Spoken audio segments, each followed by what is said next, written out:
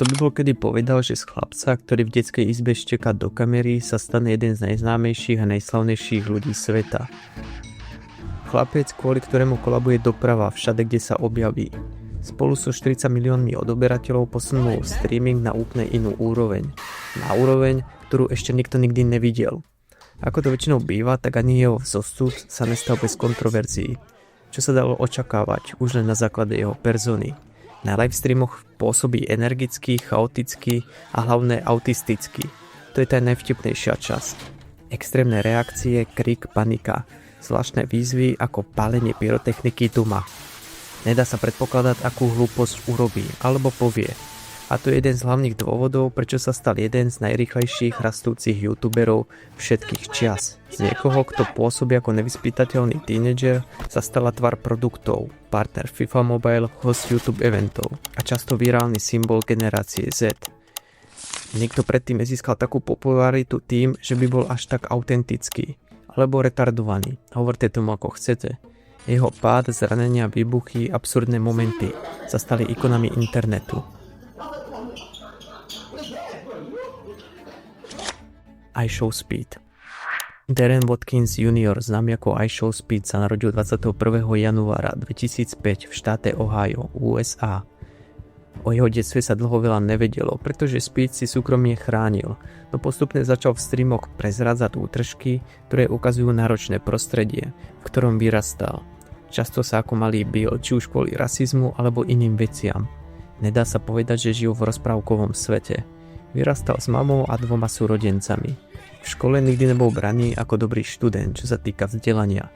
Že ho škola nebaví a že mal problém s autoritami. Jeho náplň bola zabávať ľudí a rád bol stredom pozornosti. Bol považovaný za triedneho klauna, pričom sa často kvôli vtipom dostával do problémov. V roku 2016 si založil YouTube kanál, keď mal len 12 rokov, pod prezývkou iShowSpeed. Pôvodne tam nahrával mobilné herné videá, NBA, trochu Fortnite a videá s komentárom, ale mal len minimálny počet zhliadnutí, niekoľkokrát skončil, potom sa vrátil, potom zase prestal. Priznal, že už vtedy cítil, že niekde vo vnútri má na to, aby bol veľký, ale nevedel ako preraziť. No, ale potom prišiel COVID-19. Počas pandémie v roku 2020 sa rozhodol streamovať každý jeden deň. Spočiatku pozeralo len niekoľko desiatok ľudí, ale jeho emócie, výbuch hnevu, nepredvídateľné reakcie a autistické správanie si postupne začalo všímať viac a viac ľudí, hlavne vďaka vtipným videám na TikToku a YouTube Shorts. Streamoval NBA, interagoval s publikom netradičným štýlom. Veľmi expresívne, rýchlo a bez filtra. Hovoril presne to, čo má na jazyku.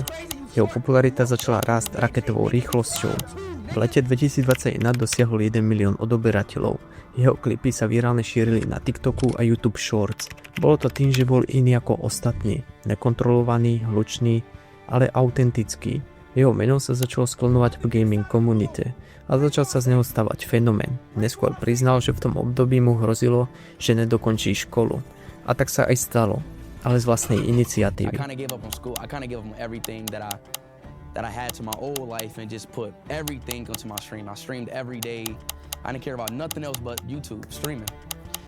Speed otvorene povedal, že opustil školu pred maturitou, aby sa mohol naplno venovať YouTube a streamovaniu.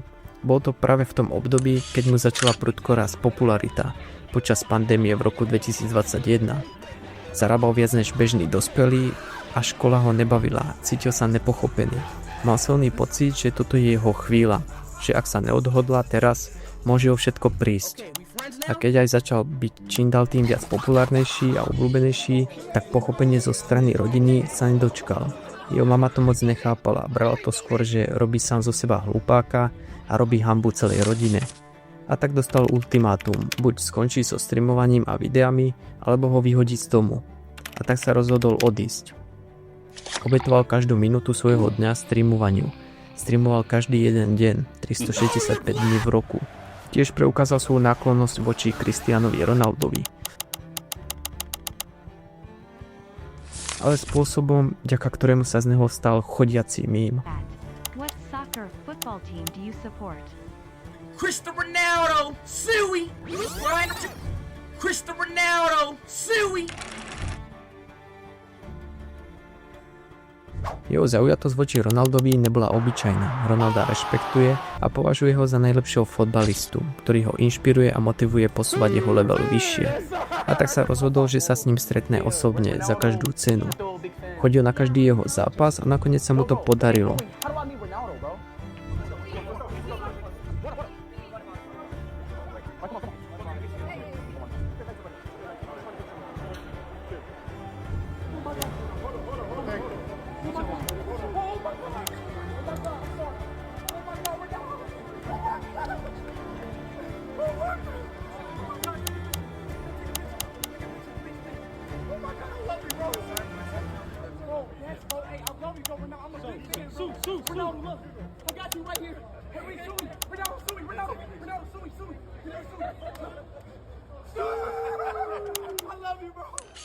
Ale fotka nebola jediná vec, ktorú si odniesol.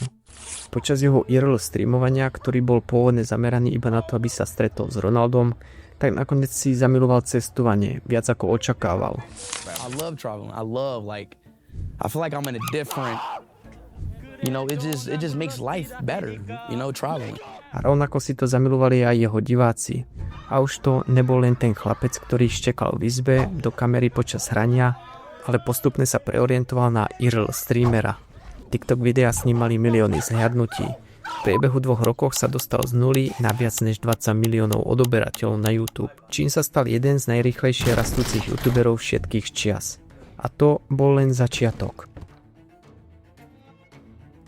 Prvý stream bol z Nemecka počas zápasu Portugalsko versus Česko, kde dosiahol viac než 110 000 priemerných súbežných divákov. Precestoval vyše 17 krajín. V Poľsku dosiahol takmer 310 000 súbežných divákov počas livestreamu v Krakove. Stretával sa s významnými ľuďmi, s politikmi a všeobecne verejne známymi osobnosťami.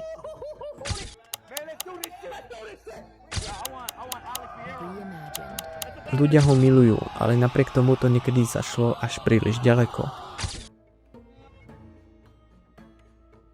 Prehnané reakcie fanúšikov, nespoločenské, až príliš dotierne správanie.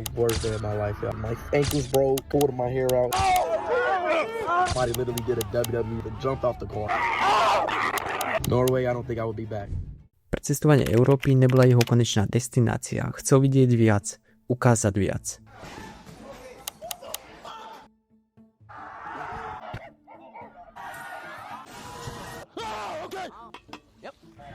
Počas jeho cestovania po Ázii dosiahol 30 miliónov odoberateľov.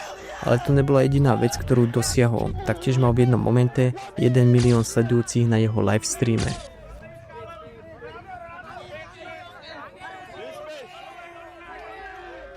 V 16 rokoch zarobil jeho prvý milión, v čase, keď bol ešte na strednej.